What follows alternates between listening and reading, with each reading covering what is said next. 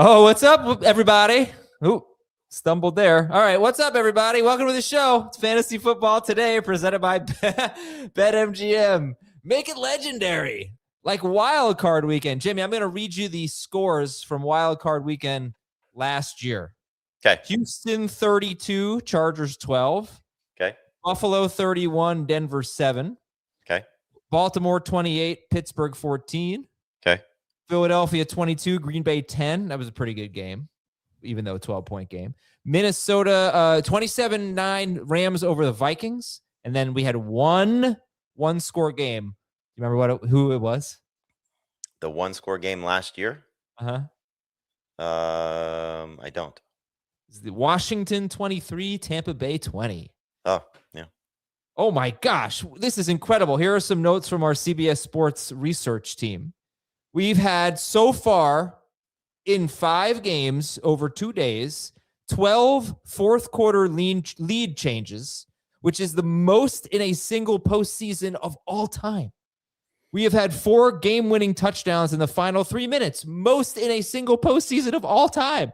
We've had 4 comeback wins in the final 3 minutes of the fourth quarter, which is basically the same thing as 4 game-winning touchdowns, although I guess it means they weren't tie games. And we've had 2 games with 4 go-ahead touchdowns in the fourth quarter. Okay, 2 games. Think about this. 2 games with 4 go-ahead touchdowns in the fourth quarter. There had been 2. Is this possible? 2 of those types of games in the rest of playoff history.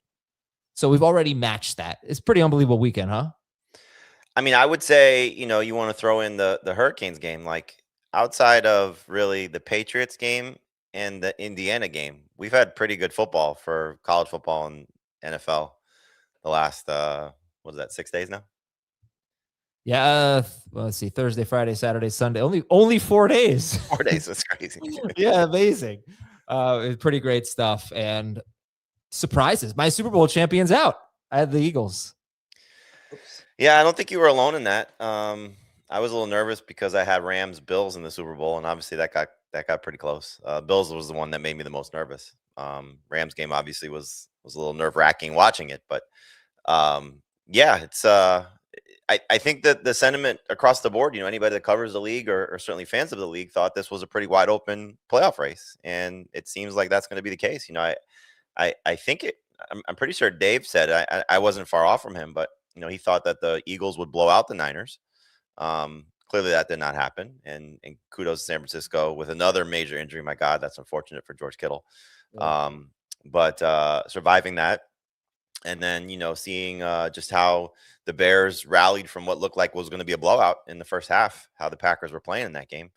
Those were 2 that I didn't expect to happen. I thought Green Bay would win, and I thought the Eagles would win also. So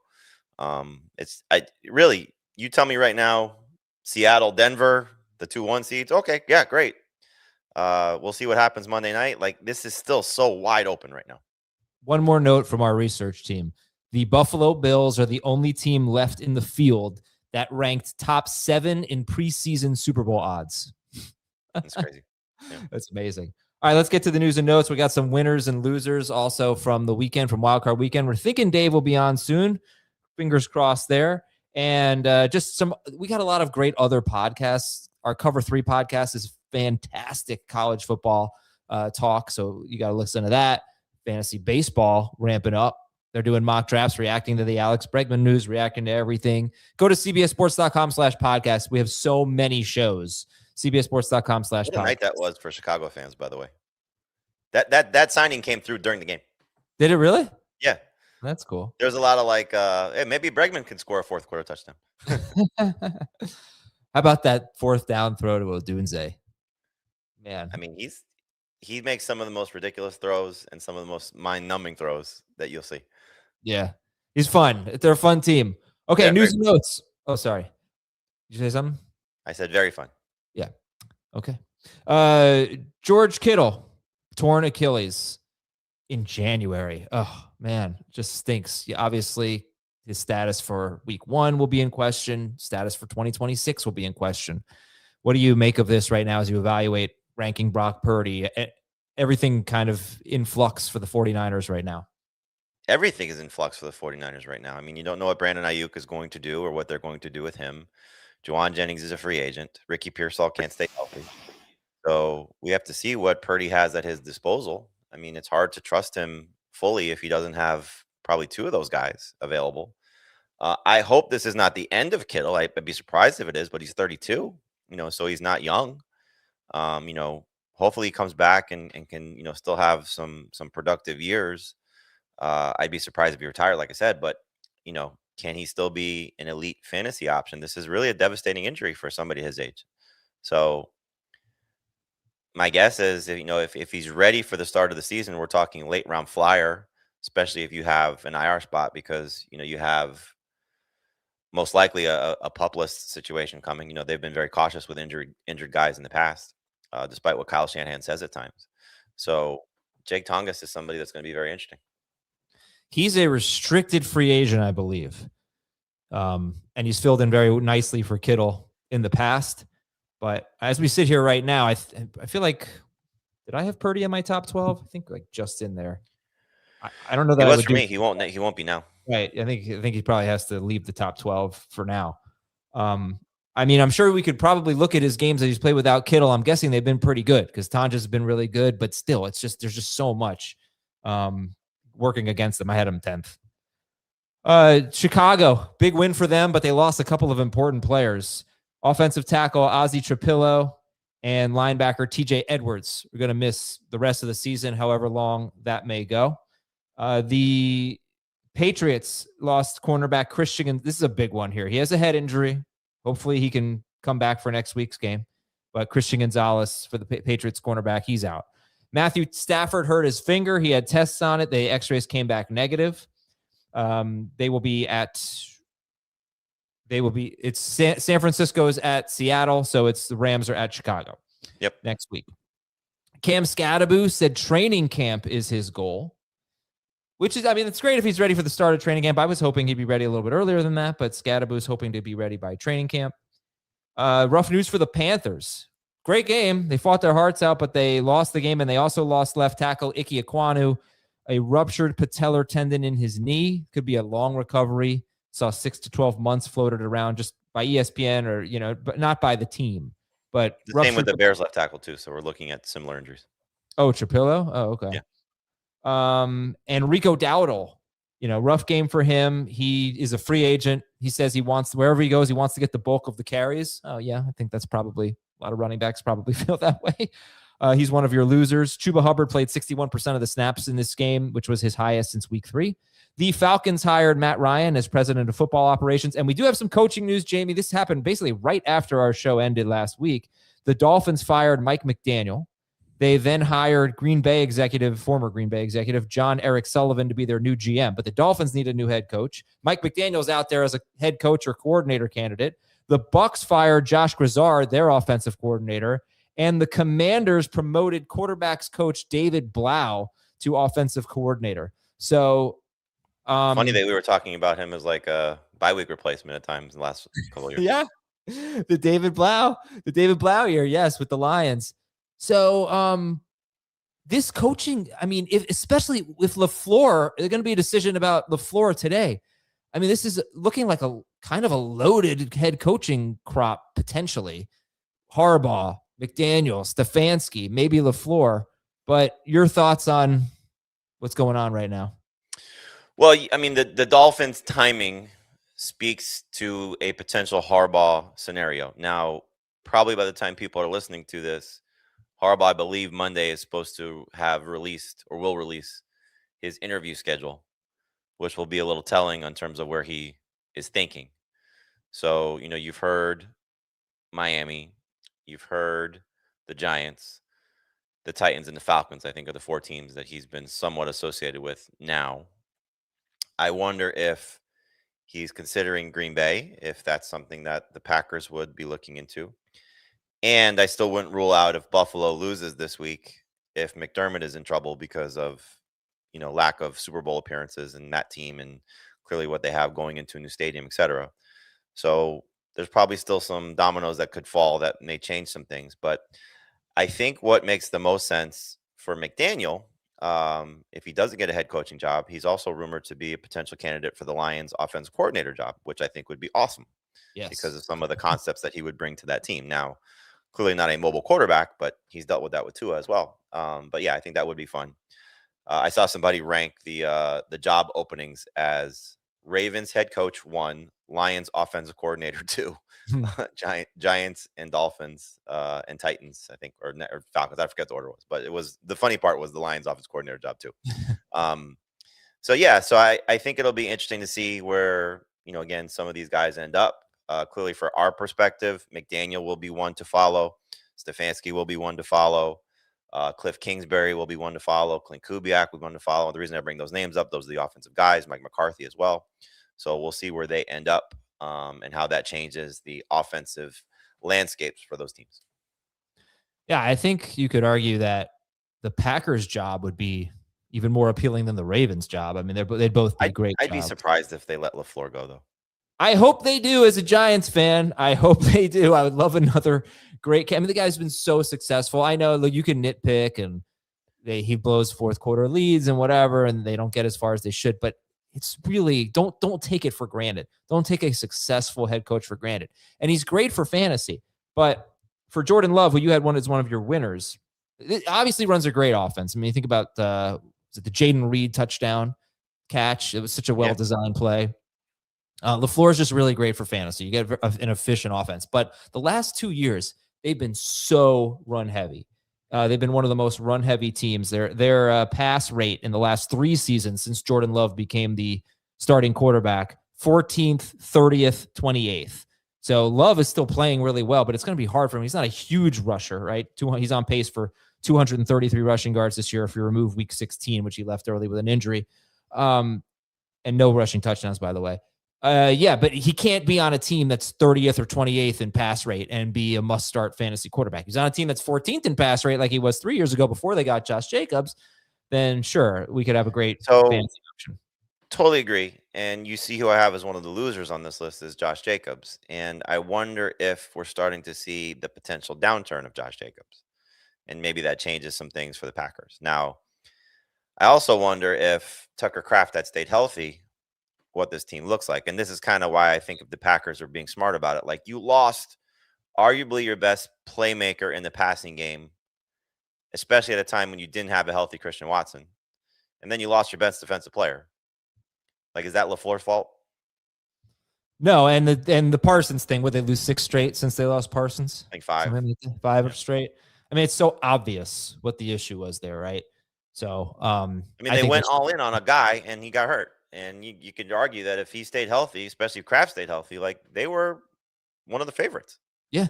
So that they lose Parsons. They lost Kenny Clark in the trade for Parsons. And then they lost Devontae Wyatt. So they're just lost Jenkins on the offensive line. I mean, like, they had some major injuries.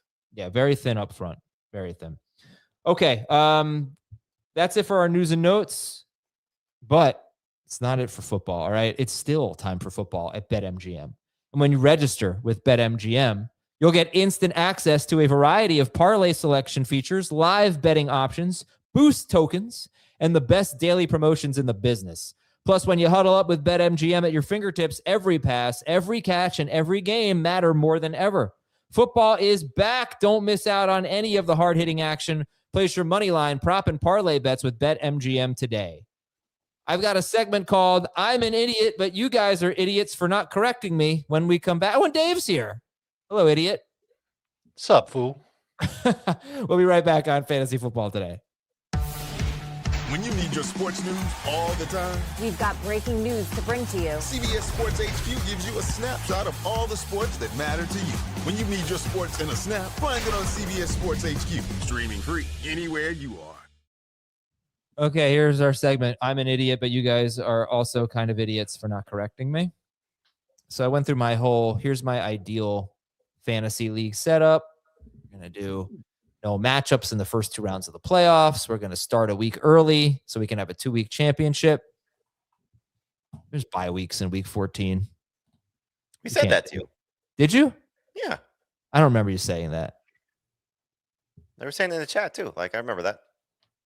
I don't remember seeing that. I would have corrected the one that. drawback from the fishbowl is that your playoffs start in week 14 in there. The same with our before then.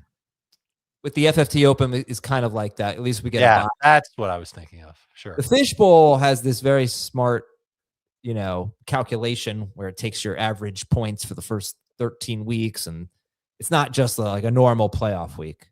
Right. But yeah, we can't do it. We can't do it.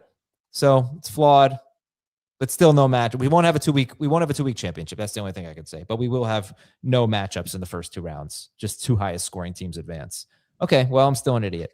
Wild card for hey Dave. It would be nice if you had sent me an IM saying, "Idiot, you're late. Get on the show already." Sent you a text. Yeah, my phone is silenced. Oh, that is so not my fault. It's not, but if you wanted me to be on the show, you would have hit me with an IM. Now I see where I stand. What? I feel like a text. We don't need Dave. I do Two-man show, no believe big Thomas deal. texted us last night, and you liked the text. I did. 9 a.m. I completely forgot. Yeah, I'm trying to deflect, and it's not really working out for me. What do you want to talk about from the week? We're going an hour early today, so Dave got a little confused with the time. No big deal. Not confused. Straight up forgot that we were going at 9 instead of 10. It's fine. And it's Adam's fault. It's totally Adam's fault. Now we'll go to the winners and losers. And Jamie had a whole long list of winners and losers. Winner number 1 is Colston Loveland. 3 straight games with more than 20 PPR fantasy points. 3 straight games with double-digit targets. 8 catches, 137 yards on 15 targets in the game against Green Bay. And, before this stretch, he had a target share over 19% once. Now it's 3 straight games with a target share of 25.6% or higher. Okay.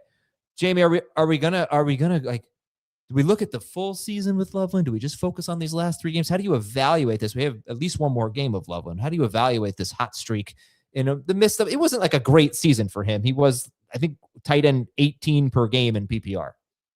So I'll just go back to the story that you can see on the site, which is our early top 12 tight ends. And basically, for the most part, everybody has in a similar range Fannin, Loveland, and Tyler Warren. Makes sense. They're coming off, in some cases, small sample size of great games. In case of, Warren, great first half. In the case of Fannin, great second half.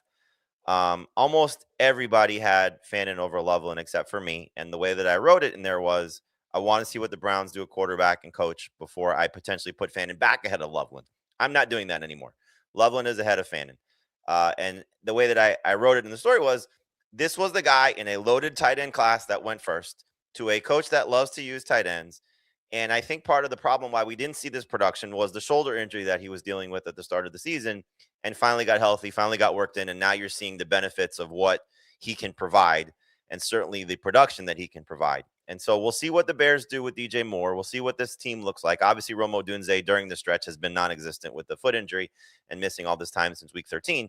But this kid is just unbelievable. And what you're seeing right now, I think, could be one of the best tight ends in fantasy. Everybody's going to draft him as a top 10 guy. It's a matter of where you're taking him. For me right now, with Kittle's injury, he's tight end 3.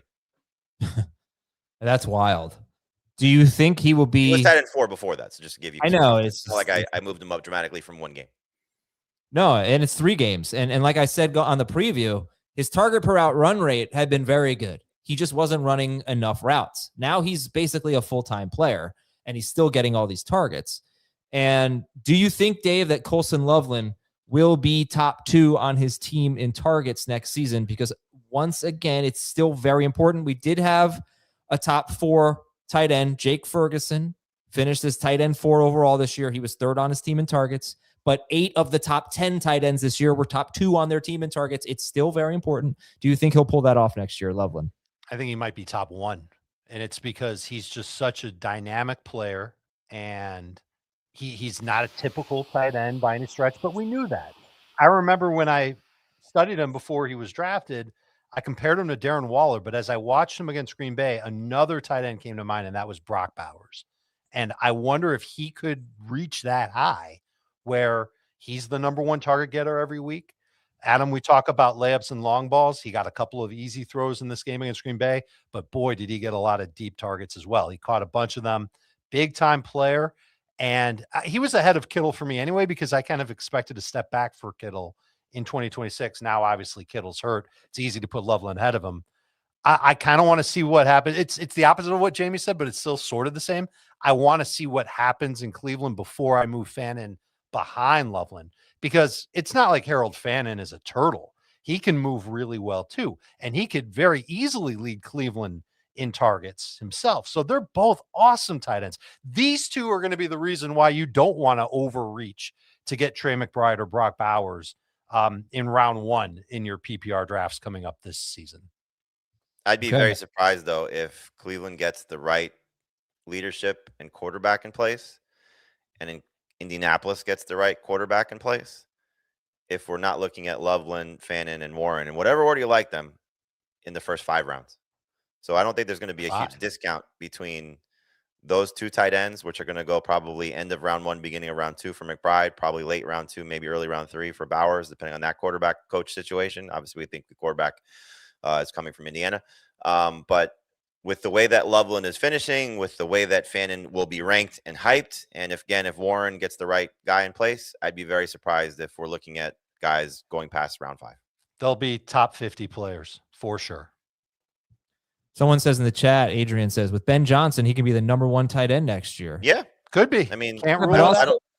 With Ben Johnson and Luther Burden and Romeo Odunze and maybe DJ Moore, you know what else Colston Loveland can be? He could be Sam Laporta. He could be a guy where some weeks. Yeah, but Laporta was so touchdown dependent and does no way, shape, or form move the way this kid does. No, I know. I'm just saying Laporta had a better rookie year overall than Loveland did. And I'm just saying, we know Laporta's a great player.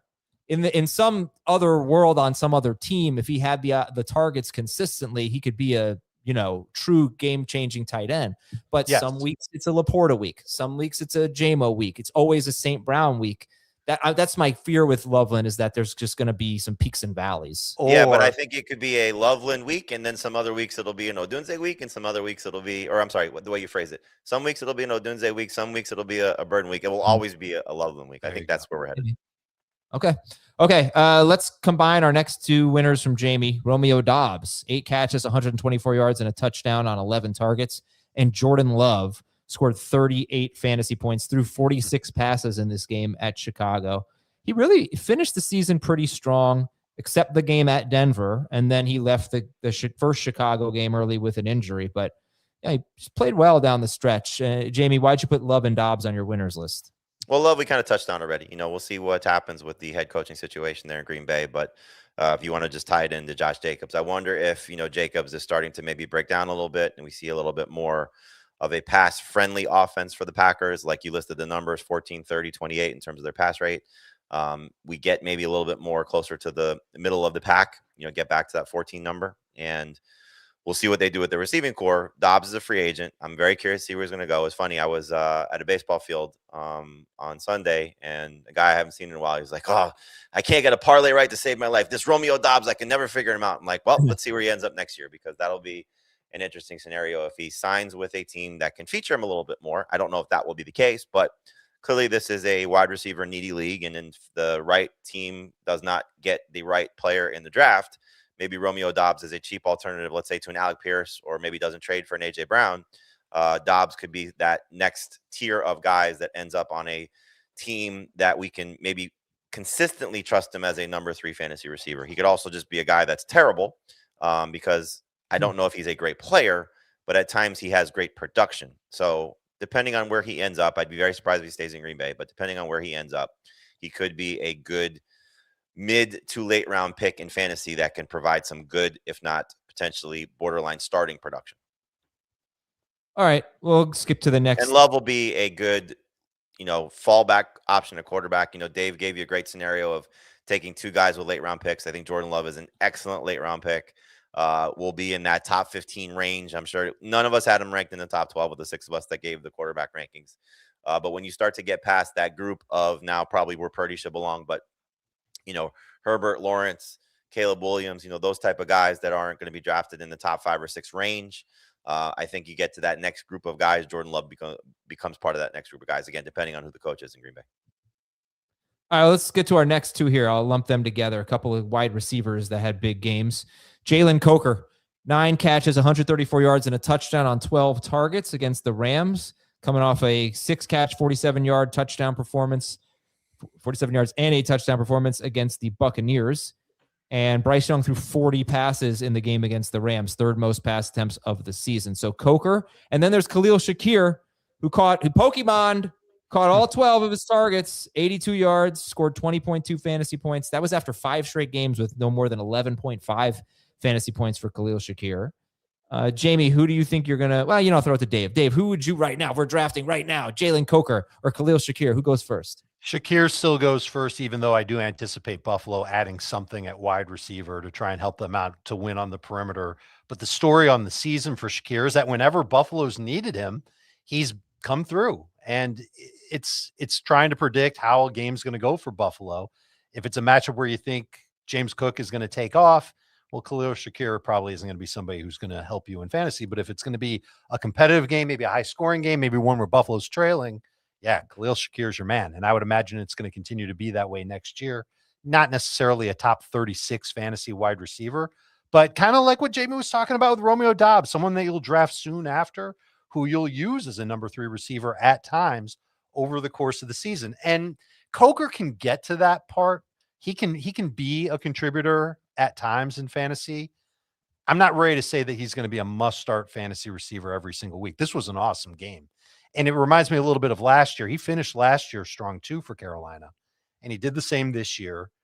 But if we're expecting McMillan to take a step forward, it's going to be really hard to expect Coker to also take a step forward. And then that would mean Bryce Young is putting up numbers and we're completely ignoring him. We're talking about this blob of quarterbacks after the top 12. Bryce Young's name, for me anyway, is not in that blob. And it's not going to be unless we really, truly believe that both McMillan and Coker are going to end up being studs for their team and thus studs for fantasy week in and week out. I don't see that happening. He's somebody that you're taking with a late round pick at best. I think in the case of Shakir, we're hoping Buffalo does something splashy this offseason. Draft something of significance, trade probably more so, something of significance, free agent signing of significance. We thought that last offseason also, and they did nothing. And Keon Coleman obviously took a huge step backwards from what we thought he was going to do going into his second year. So Shakir could be an amazing value pick depending on what Buffalo does. Like if Buffalo goes into the draft again and it's a day 2 pick and it's like, oh, okay, yeah, this guy's got some hope, some promise. He's going to be a big part of this Buffalo offense. I'm going to be very excited about Khalil Shakir again. If to the level of what we're talking about. Dave put it perfectly. Mid-round pick, not somebody I think that you consider a consistent starter, but is clearly capable of games like this. In the case of Coker, it's now 4 games of his last 7 where he scored a touchdown and been more involved in the offense. And that was the hope going into the season. Remember, he had that big preseason game, and then it was like, wow, this could be a guy, Bryce Young taking a step forward, McMillan, Coker, this is their receiving core. And then he didn't get on track until the end of the season. And as Dave said, it was last year, end of season, where we started to say, okay, this kid as a rookie showed some promise, could be their number 2 receiver after they drafted McMillan. I think now you see that. And so I do think this is a backfield that's definitely in flux. Rico Dowdle probably gone. Is Jonathan Brooks going to be a big part of this? If it's Chuba Hubbard, okay, they'll be fine. I think they'll be able to run the ball. But now their left tackle situation is once again a problem, depending on the patella, injury and how long he's going to be out. I'm not going to pronounce his name because I'll butcher it. But Ike Ekwonu. So I think just in the case of Coker, like he's an excellent late round pick because he'll give you games like this, and you may not know when to start him. But if you just have a guy, Heath talks about this a lot. When you start to see production, and it may be every other week, every 3 weeks, like by the end of the season, numbers would be good. You probably just keep him in that number 3 receiver spot, depending if the rest of your team is great, because you're not going to spend a lot of capital on. 2 more things. This is on Coker. Number 1, I believe he has 14 or more PPR points in 4 of his last 6. That'll include the wild card game. That's not bad to keep in mind. So maybe I'm underrating him a little bit. And what was the injury that he suffered that cost quad or hamstring? Yeah, I wonder if that played I wonder if that's the reason why he didn't meet expectations, or at least the hopes that we had. Because when he came back, his numbers were terrible. I think we were hyping him up to be someone that we had off the waiver wire, and then it was like 3 or 4 weeks he did nothing. And people it's also like, if you heard Dave Canales after the game, he was asked about it, or maybe it was the post the day after game press conference. He basically crapped all over Xavier Legette. And, this is a failed first round pick at this point. And so you got to go into next season, I think, pretty comfortable if you're the Panthers, but knowing that these are your top two guys, and we'll see who's the third option. Maybe it's JC Horn. Who knows? I feel bad for him on the drop that he had, but Jimmy Horn. In the case of Coker, like there's just so much potential. There is. Okay. This team needs a defense. If they get a defense, they're going to be lights out next year. I don't know about that. I do. I don't think Bryce Young can't get any pressure. Yeah, no. Well, obviously they need a better defense, but Bryce Young is too inconsistent for me. I mean, sometimes he looks pretty good. Sometimes he looks like, oh, they need to move on from him. He has to really.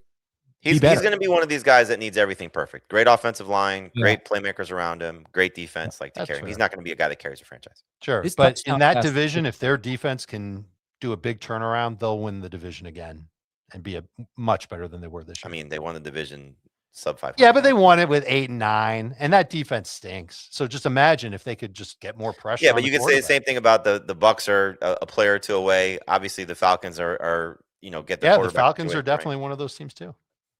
All right, we got to wrap it up on this discussion here. By the way, Jalen Coker, last 6 games, including the postseason, 36 targets. Tedero McMillan, 33 targets in those games. Ramondre Stevenson is a winner for Jamie, but we're going to skip that one. He's just been so much more involved in the passing game than Travion Henderson, not even close. So let's go to our next duo here, couple of Jaguars. Trevor Lawrence, I don't remember if I said this out loud or just in my head. He's done something that Josh Allen has never done. He has scored now 23 or more fantasy points in 8 straight games. Josh Allen has never done it. Jalen Hurts has done it once. Patrick Mahomes has done it 3 times, but not since 2021. Trevor Lawrence ends the season on a heater. So he looks great. That's a winner for him and for Jamie and Parker. I don't know how to wrap my head around this Parker Washington stuff. This is what 3. They love him. 3 of his last 4 games over 100 yards, 4 straight games with 19 or more PPR fantasy points and 9 or more targets. Amazing, Jamie. Great stuff. Yeah, this is one of the more fascinating off seasons to watch from a team perspective, because what is Jacksonville going to do with 2 premier players, 2 first-round picks? Is Brian Thomas going to remain on the roster? Because you're going to hear some trade rumors for him, understandably so, because he was so good as a rookie, really fell off in his second year, and it was their first year with Liam Cohen and this coaching staff. And so will they want to keep him around if they can still maximize his draft capital? And the other is obviously Travis Hunter. And so will he come back at 100% and be a full-time wide receiver? I think you're hearing potentially full-time DB, which, with some, I shouldn't say full-time DB, but primarily a defensive back with some offensive plays built in to whatever he can provide. So if you're looking at it right now, Washington's under contract, Jacoby Myers under contract, and then whoever that third guy is going to be. My guess is Brian Thomas stays, but you're looking at Washington right now as a go-to guy for a quarterback that's ended the season on a very high note. And the draft capital, I still think, will be relatively cheap for Washington. Not necessarily somebody you're going to have to draft with a high pick, but I mean, again, Shakir, Coker, like if this is what we're talking about, Romeo, Doubs, this type of range, I probably would lean Parker Washington ahead of all of them if the receiving core stays the same for Jacksonville. If they move on from somebody, meaning Brian Thomas, you bump him up a little bit more. Like this is going to be a very good number 3 receiver right now. So can he be this? No, I don't think you should expect 4 straight games over 19 PPR points. Can he be in the Shakir range consistently, 11 to 12 PPR points when Shakir's going right? I think so. So Parker Washington's going to be a pretty good find next year if things stay the same. He went in round 10 in our mock last week. He went behind Romeo Doubs, behind Xavier Worthy, behind Khalil Shakir, behind Matthew Golden. I'll out myself. He went behind Jonathan Brooks. I took Jonathan Brooks ahead of Parker Washington. I feel like an idiot for it. I don't know how you guys felt when you were watching the game. When he was out, remember, he was like getting checked out for a concussion. I felt like Trevor Lawrence was lost. Mm-hmm. And then as soon as Parker Washington came back in, Trevor Lawrence was like good to go again. And he was just hammering Parker Washington with targets. I think he could be that steadying guy in this passing offense moving forward. He's really, really interesting and exactly the type of receiver that I want to go target with a mid-round pick. Pretty sad moment in my house when they lost. My son. Oh, right. Your kids love the Jaguars. My son does. Yeah. He had his Lawrence jersey on and he did fine. Like as soon as he threw the interception, he goes, "Oh, they lost." And then 5 seconds later, I look over and he's in tears. It was so sad. It was so sad. And it's like, oh, another generation. It's going to be torn apart by sports. So sad. At least you're not forcing him to be a fan of your team. You're giving him the opportunity to choose. Yeah, if the Giants were good, I feel like he'd be all in. But he loves the Jaguars, loves that logo, loves those colors, that mascot. He's fun. All right, we'll be back with the losers from Wild Card Weekend. Josh Jacobs showing up on Jamie's losers list. How come? We'll talk about that when we come back. The new era of UFC on Paramount Plus comes out swinging. Show-stopping highlight machine Justin Gaethje collides with Liverpool phenom Paddy Pimblett in a must-see main event for the interim lightweight belt. This is how I get down. And Hall of Famer Amanda Nunes returns. She's the best ever. To take on bantamweight champion Kayla Harrison in the biggest women's title fight of all time. UFC 324, Saturday, January 24th, only on Paramount Plus.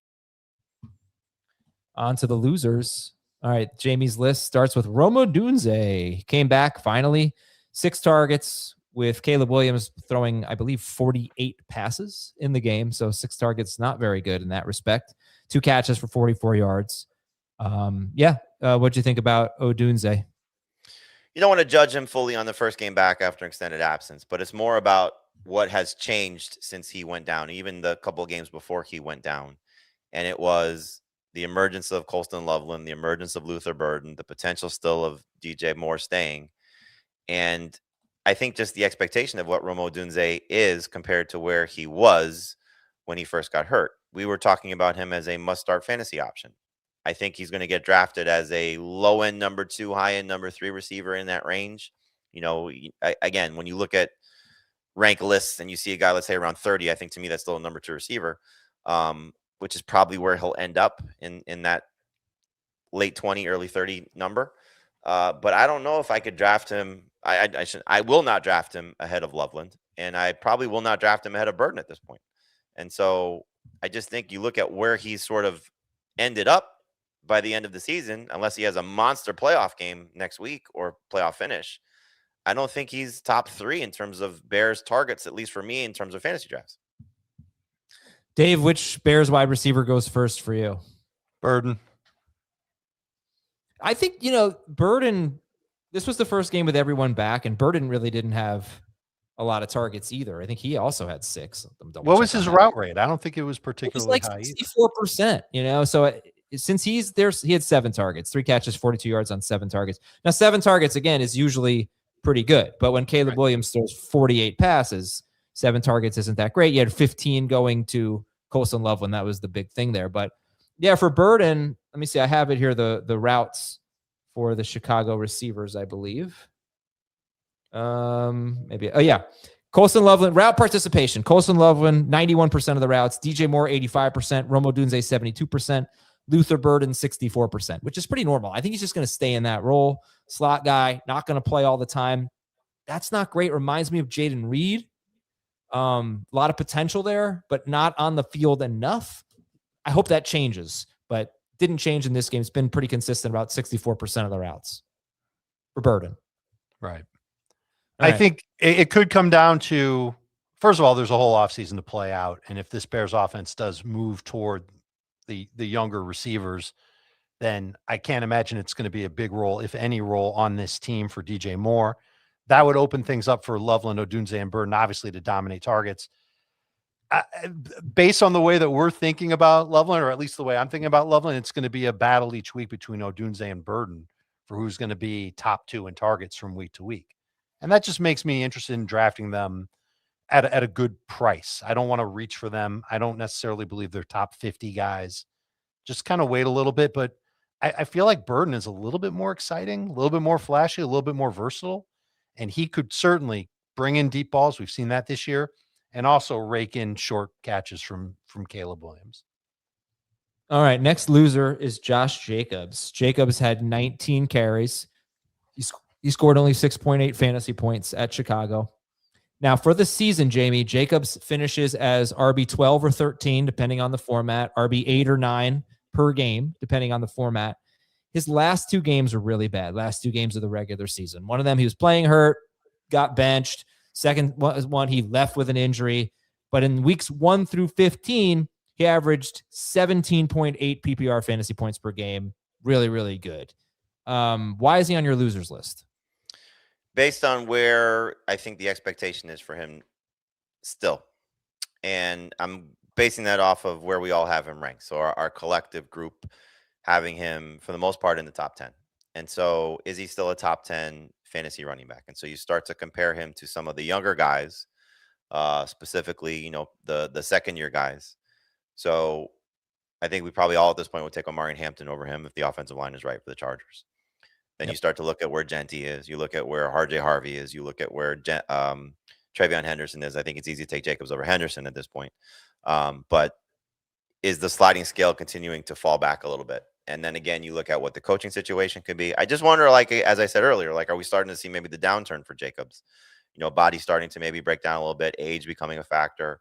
How much of it does he need to be on a team with a great offensive line, because the Packers, prior to losing Jenkins and the offensive line, banged up a little bit. Zach Tom not being there, so just some questions. I still think you're taking Jacobs in the first 3 rounds. It'd be very surprising if he gets past round 3. We'll see what they do again with their coach. We'll see obviously what happens with the rest of the backfield. Marshawn Lloyd can never stay healthy. So is it Emmanuel Wilson again as the backup? I just think Jacobs may end up being a great value pick. I just don't know if he's somebody you want to reach for once again. It's fair. Okay. Dave, did you know that Chase Brown averaged more PPR fantasy points than Josh Jacobs this year? And who would you take? Who'd you take next year? Chase Brown. Provided that the Bengals don't take a young running back and pair him with Chase Brown. You don't want anything to threaten Chase Brown's role. Obviously, if that happens, then the door's open for Jacobs to be better. But Jamie's right, 28 years old going into next season. I kind of hate this because Jacobs has been pretty good for fantasy throughout his entire career, but his PPR average dropped from 2024 to 2025. The injury certainly played a role late in the year, and it probably played a role in this game as well. The Packers are $10 million over the cap as of right now, and they've got huge contracts that they're not going to be able to get out of from Jordan Love, Micah Parsons, and Zach Tom is one of the 3 guys. And so someone's going to get cut from Rashawn Gary, Xavier McKinney, Aaron Banks, and Jacobs has a high cap number 2. They can save some cash if they restructure him at minimum. So that's just, it's like a dark horse situation. I'd be a little surprised if they moved on from Josh Jacobs, but he is somebody who they probably are going to have to turn to and say, listen, man, we need some cap space. Let's rework your deal. And Jacobs might be cool with it. He might not be. We'll see. But it's just something to keep in the back of your mind in the next couple of months. The thing is with his PPR fantasy points per game went from 17.6 last year to 16.1. This is Josh Jacobs we're talking about in case anyone's lost. But again, before the last 2 games of the year, it was 17.7. So he was having a very strong season, same exact point per game as last year, basically. And then the last 2 games where he just barely played in those 2 games, they really sunk his averages. All right. Rico Dowdle, I think, is an obvious loser. He'll go into free agency on a down note. Just got passed by Chuba Hubbard. Brian Thomas Jr. is another one on this list. He had 2 catches for 21 yards and a touchdown on 2 targets against Buffalo. And he had 3 catches for 49 yards the week before against Tennessee. That was a blowout win. So look, he just had such a disappointing season. One of the biggest busts in the superlatives. We're going to reveal those on Wednesday. Sorry. Thank you for voting for those. They're still up on Facebook if you want to vote on our superlatives. But he's up there for biggest bust. Anywho, Dave, Luther Burden or Brian Thomas Jr. next year? Give me the names again. Luther Burden or Brian Thomas Jr.? I do have Burden ahead of BTJ as of now. You really must not have been listening. There's only 2 names. Yeah, I wasn't. That's why I asked you. Jamie, Burden or BTJ? Burden. Oh, man. It's crazy, right? Because a year ago, we loved how Brian Thomas Jr. finished the season. Looked like he was a surefire number 1 guy. And there were like little signs during the preseason that we just kind of, at least I brushed him off and was like, all right, he'll be himself. He'll be good. And then he wasn't. And now I'm sitting here talking about how Parker Washington is like a big part of the passing game in Jacksonville. And Jamie's talking about how the Jaguars might try and move on from BTJ. So all kinds of stuff that has changed over the course of the last year.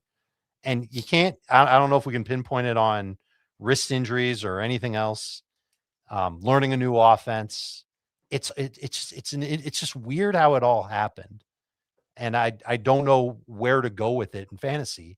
So why would I reach for a player where I'm just super unsure about what the ceiling is compared to where the floor is? And I know where the floor is. We just experienced that.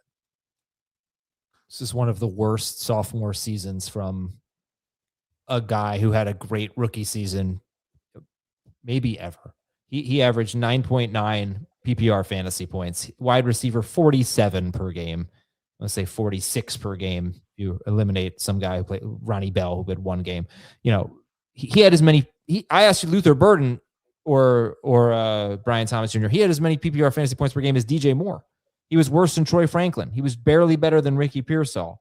Worse than Romeo Doubs. Just a horrible season.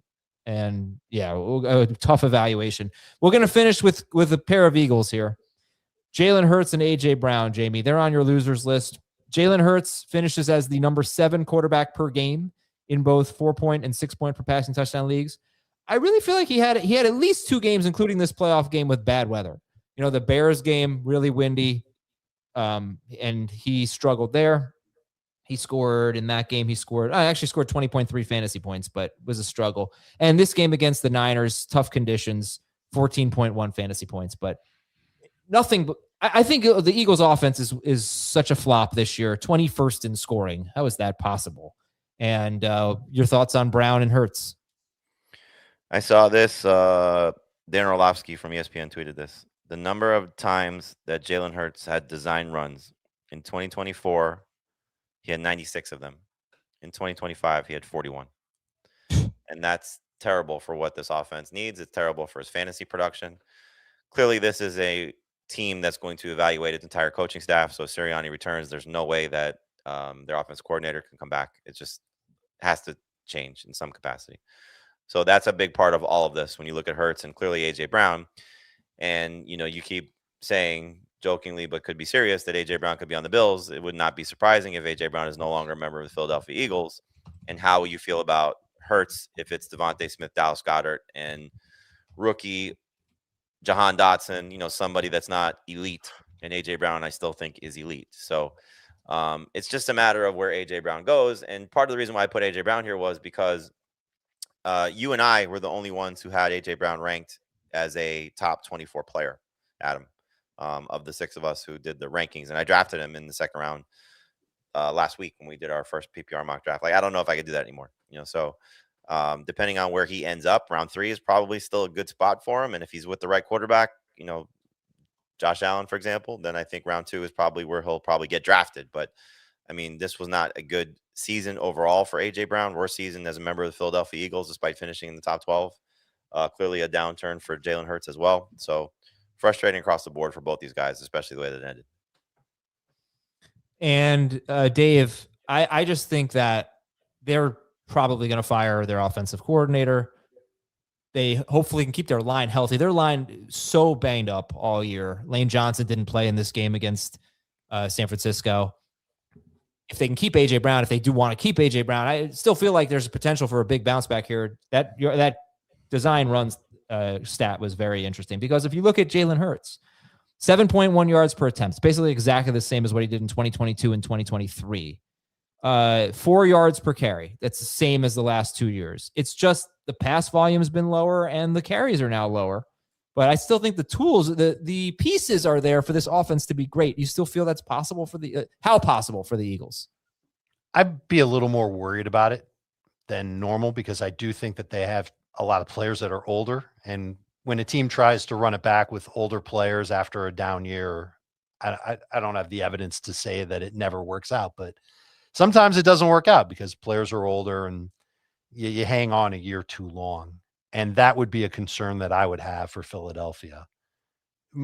Changing offensive coordinators is just the start, but just trying to get Jalen Hurts.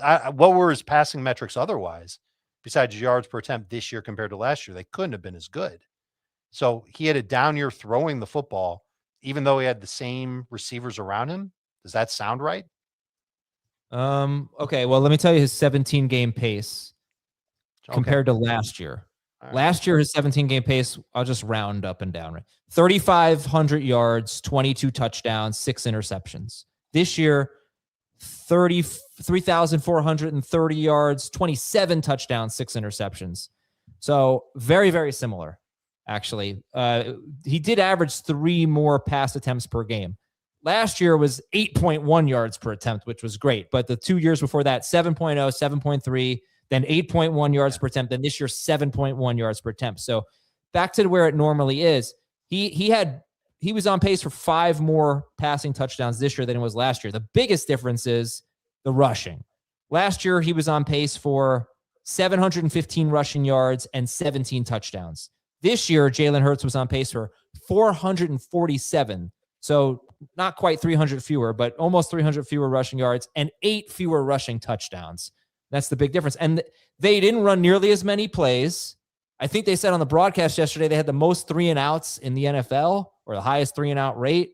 They went from since A.J. Brown got there, this is where the Eagles have ranked in scoring. 2nd, 7th, 6th, and 21st. It just was a horrible. Their offense was broken. Yeah, they need a new coordinator, and they still have great players.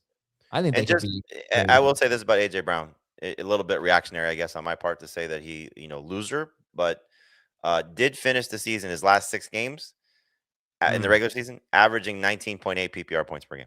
Right. Like, that's still elite.